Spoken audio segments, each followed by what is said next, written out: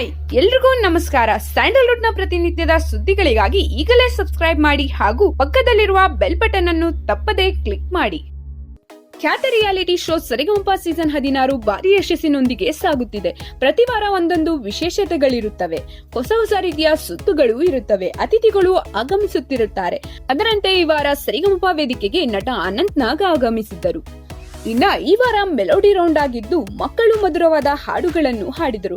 ಮೊದಲಿಗೆ melody king Rajesh Krishnan ಅವರು ಹಾಡನ್ನು ಹಾಡುವ ಮೂಲಕ ಈ ಮೆಲೋಡಿ ರೌಂಡ್ಗೆ ಚಾಲನೆ ಕೊಟ್ಟರು. ಪ್ರತಿ ವಾರದಂತೆ ರುಬಿನಾ ಈ ವಾರ ಕೂಡ ಒಂದು ಅದ್ಭುತವಾದ ಹಾಡನ್ನು ಹಾಡಿದಳು.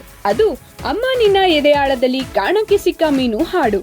ಈ ಹಾಡನ್ನು ಕೇಳಿದ ಮಹಾಗುರುಗಳಾದ ಹಂಸಲೇಖ ಅವರು, ರುಬಿನಾ ಬಗ್ಗೆ ನೀನು ಈ ಸ್ಪರ್ಧೆಯ ಒಂದು ದೊಡ್ಡ ಕಳೆ, ನೀನು ಒಂದು ನೆಪ ಅಷ್ಟೇ, ನಿನ್ನಿಂದ ಒಂದು ಸರ್ಕಾರಿ ಶಾಲೆಯ ಬಗ್ಗೆ ಕಾರ್ಯಕ್ರಮವೇ ಆಯಿತು.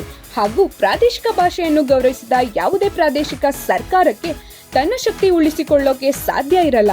ಆದ್ರೂ ಅನಂತ್ ನಾಗ್ ಅವರ ಸರ್ಕಾರಿ ಹಿರಿಯ ಪ್ರಾಥಮಿಕ ಶಾಲೆ ಚಿತ್ರದಲ್ಲಿ ದಾಖಲಾಗಿದೆ. ಅಂತಹದ್ದೇ ಪ್ರಯತ್ನ ಮಾಡಿದ ನಿನಗೆ ತುಂಬಾ ಥ್ಯಾಂಕ್ಸ್ ಎಂದರು ಗುರುಗಳು.